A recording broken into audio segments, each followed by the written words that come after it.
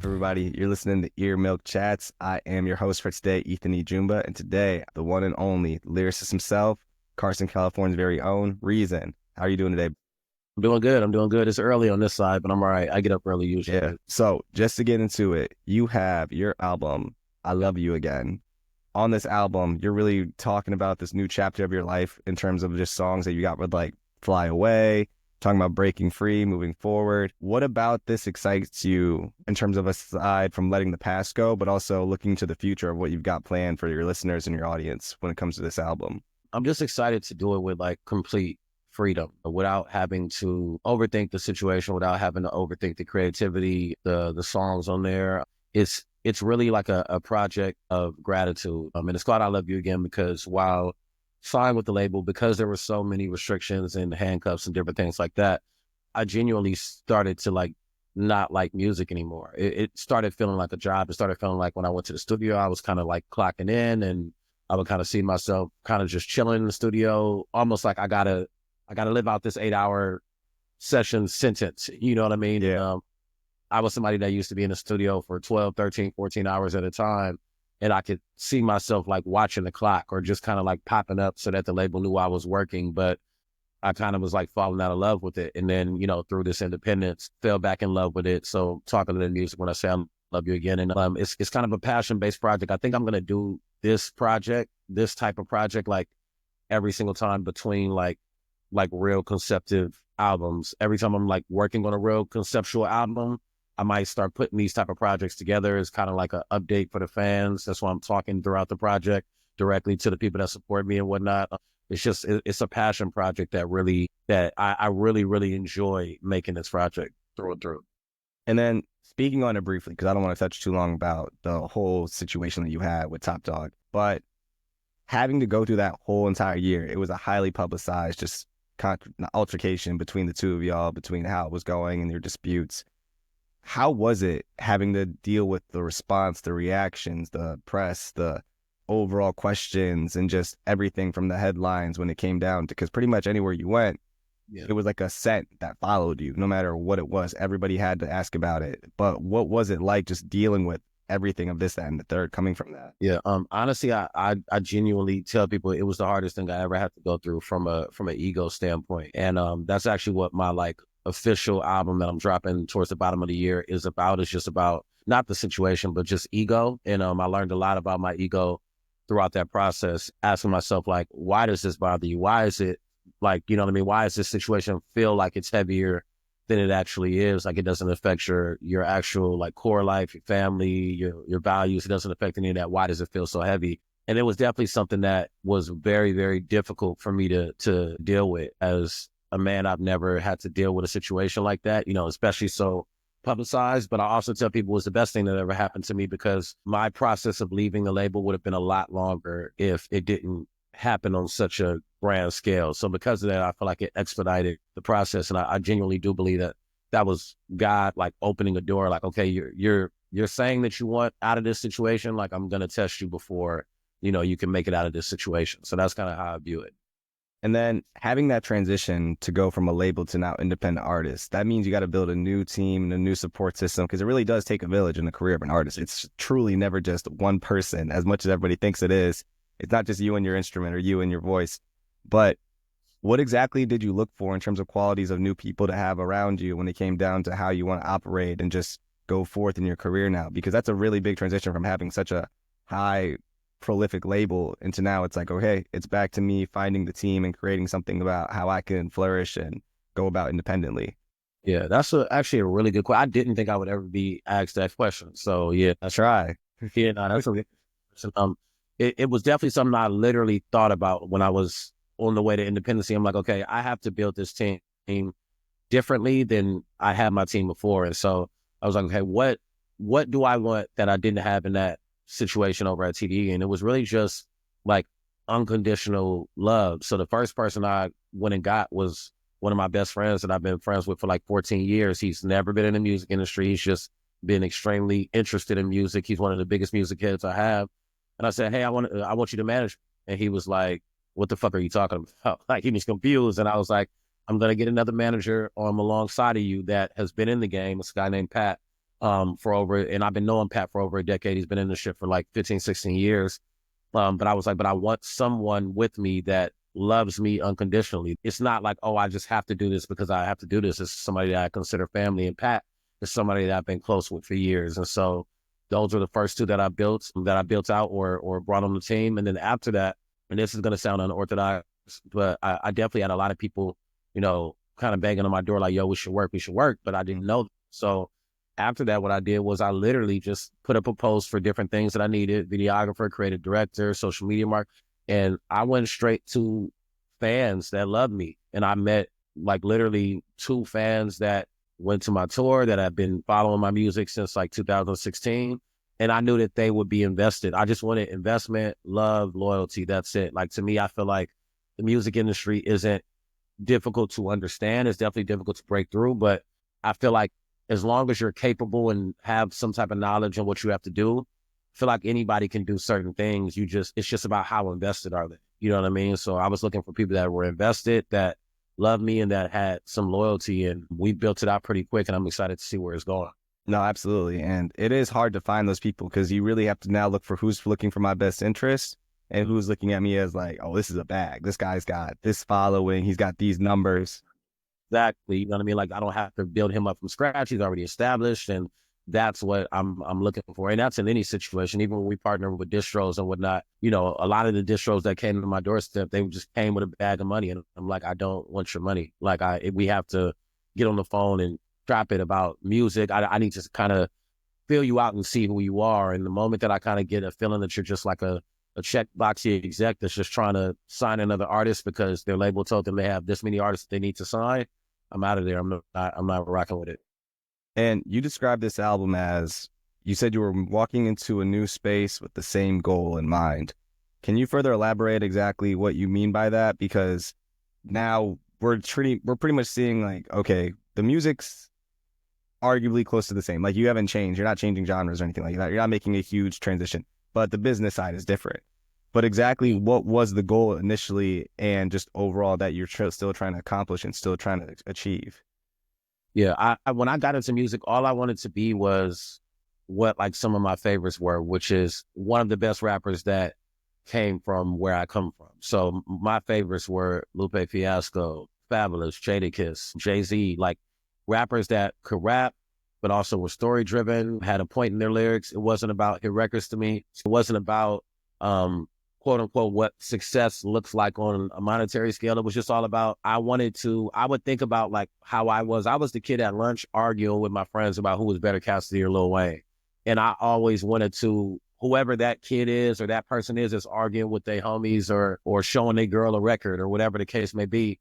I just want to make them proud and give them the I told you so moments again and again and again. Every time I drop and do a freestyle, every time I do a video, I want them to just feel proud. So that was always the goal.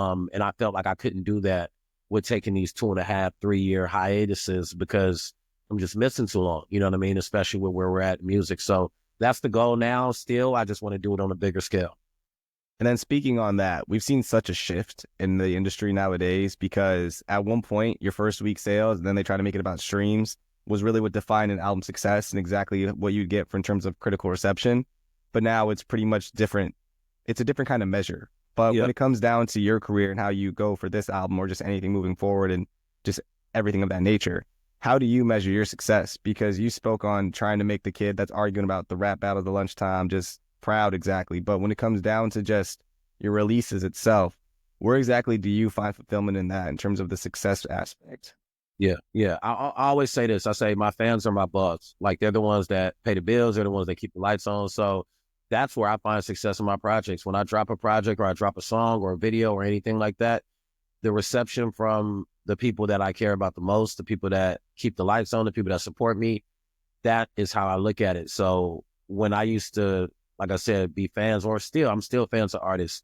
Almost every artist has that one project that they've dropped that their fans were kind of like, we didn't really rock with it. You know what I mean? And so my goal is to like never have that overwhelming feeling where I feel like, damn, my fan base didn't really connect with that. You know what I mean? And so that's genuinely how I judge success is, do I see the majority? And I mean, like 80, 90% of the people that I rock with, do I see the majority of them loving this project, still at 3 months down the line, still DMing me or, you know, even some of my fans even got my phone number because when I run into them, if I meet a fan and we connect, I give them my number, texting me about the project, seeing me in person, still bringing it up. The fact that New Beginnings, my first project with TDE, is still some of my fans' favorite project. That's a success to me. You know what I mean? And so wherever the numbers fall, the numbers fall. We're in a different era. You kind of can't control that. But as long as your people are good, then that's really all that matters to me. Speaking how you have such a great close relationship with your fans and your audience and how exactly you stay so genuine when it comes down to it, and transitioning from TDE as well. You've got your now label called Do More Records, which really emphasizes artist support through different initiatives, how you want to do more to build with offering camps, sessions, speaker opportunities. How has it been the process of building this platform coming along and how you've gone about just creating this new venture for yourself? We really created it as we were like making the independency. So when we started talking about the vision of what we wanted to do with, Just to clarify, do you mean we as you and your manager, or it's me and the entire team? So it's me, my manager Pat, my manager Jay. We got a kind of like a back end overall, like broad scope of things. His name is Danny, social media girl, Melissa, that helps us with that. Videographer Chris. We all have input. I felt the need to say all their names because we all have input. please do? You know what I mean? And so when we started talking about rebuilding the brand Reason, we thought, why not take all of this game information, everything that we're getting, and like give it to people that are also passionate about the same thing that we're passionate about. You know what I mean? Like we might not be able to take them, every single artist, and put them with Do More and do it all for them. However, we can give the game up. Like we can, you know, if Chris shoots a video for me and the edits are really crazy or dope, I told Chris, like, post tutorial videos of how you did it. That way there's another videographer that's working with another person. If they don't have the money to come book Chris, however, they have their videographer, and their videographer can learn and you know, get better with his skills and whatnot. And so we just want to give the game out. We want to build, we want to connect, actually work with other artists, and not do this crabs in a barrel mentality where you feel like if there's another artist that's close by me that's doing well, I can't give them some of what I got. It's like, not like there's more than enough. I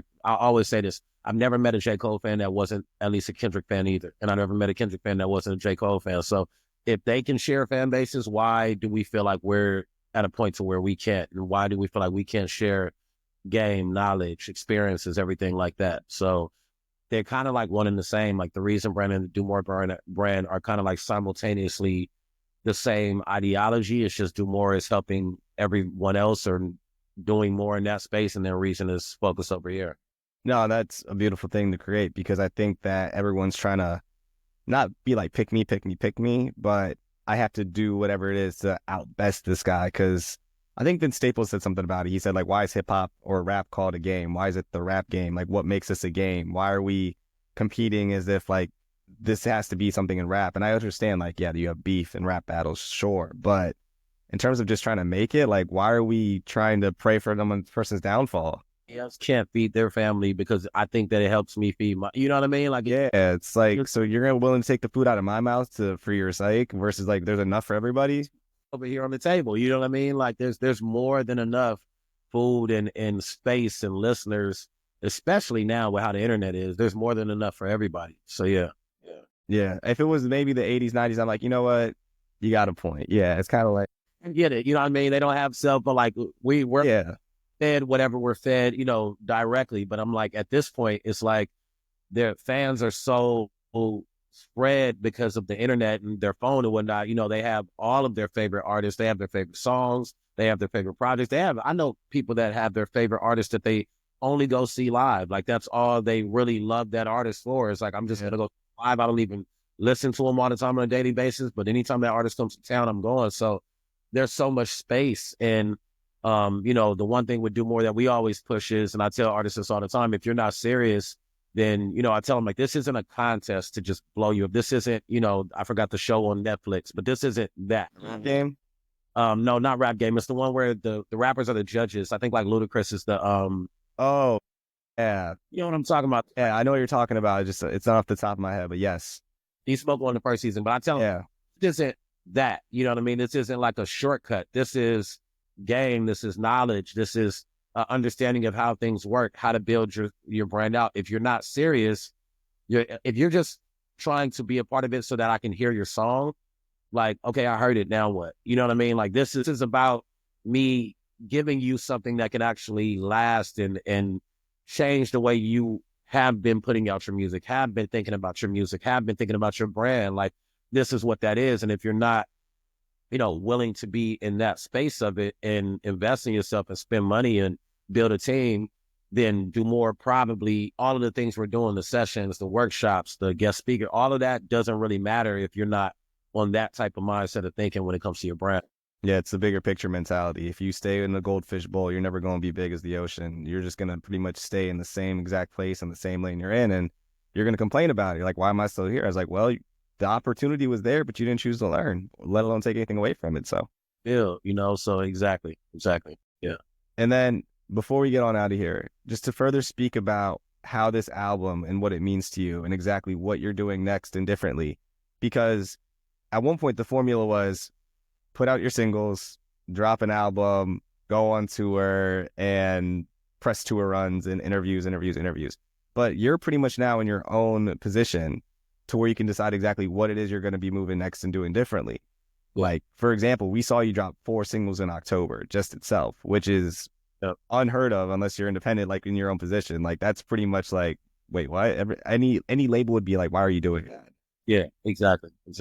But now when it comes down to the album coming out, how you're going to promote it, how you're going to go about it, and how you're going to do it, anything afterwards, are you doing anything differently at all? Are you going to try to keep the same just formula mentality a little bit, maybe tweak it a bit, or do anything differently in terms of like what's next for you? I think, well, not even think. I know what's next for me is really trying to retrain the brain or ideas of my fans to think differently than exactly what you said. Like, my fans are, especially with it being the TDE mode, it's like you disappear for a long time. So when they hear a single, TDE fans automatically think album's coming. Like, it got to be. They do treat it like that. They think it's like Michael Jordan back from the Bulls. We're here, it's back, ring the alarms. The amount of times I hear SZA is back is insane. And I look at it, I'm like, she's only dropped 3 albums since 2013, 14, but they're like, SZA is back. Yeah. Always the headline. So for me, the reason why we even did the Lucy's was because we wanted to start retraining the fans' brains to understand, if you follow reason and if you support reason, you never know what's going to happen. You just know that you're going to continuously get fed. You're not going to have a long hiatus of not having music or not having content or videos or something. And so even after this project, I already have fans hitting me like, when is the tour? When is the tour after the project drops? And I'm like, I'm not touring after this one. I'm dropping a collab project with Kaz from Dreamville. We've been talking about that for a long time since we did Lambo Truck at the Revenge of the Dreamers 3 sessions. Yeah, what is the status on that before we get into it? Because I know that's been like, everyone's knocking at your door about that one, and they're like, are we going to get It's About Time, or what's up? Honestly, we're in the mixing stage. It's done. It's done. And so I'm excited. I'm even excited about that. Like, that project is done.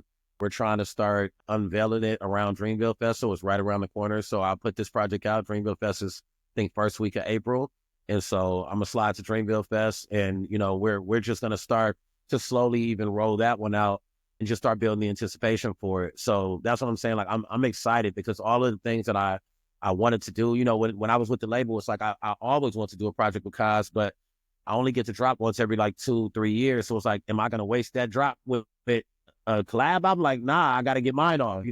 So now I'm at a point where I can kind of do whatever I want to do, and so I'm gonna do the project with him, and then we'll probably tour that one. We'll probably do like a small tour for that one. We've already been talking about it.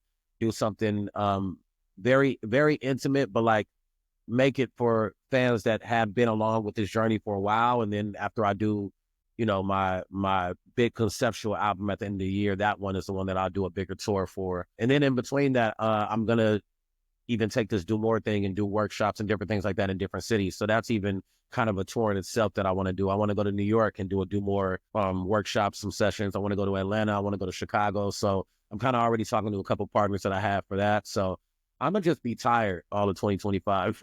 I'm gonna just be exhausted because I got a lot of things that I'm trying to accomplish. But I feel like, aim for the stars, and if you fall, you land on the clouds. So if we can get 70% of the things done that we want to do I look at it as a successful year. Yeah.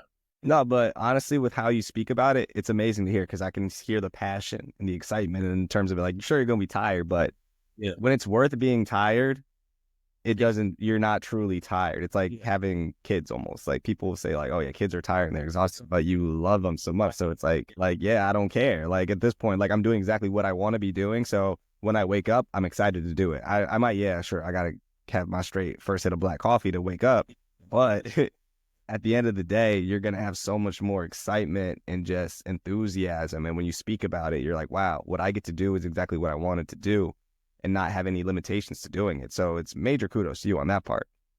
Thank you. Yeah, no, I'm really excited about it. I'm really excited to just like connect with the people that have supported me for so long. I used to feel this disconnection with my fans because I would only see them, in this small bucket for 3 or 4 months when I'm pushing the album, and then it's like would go away and then try to come back and reconnect it. It almost felt weird a little bit. It felt like re-meeting strangers all the time. You know what I mean? It's Yeah.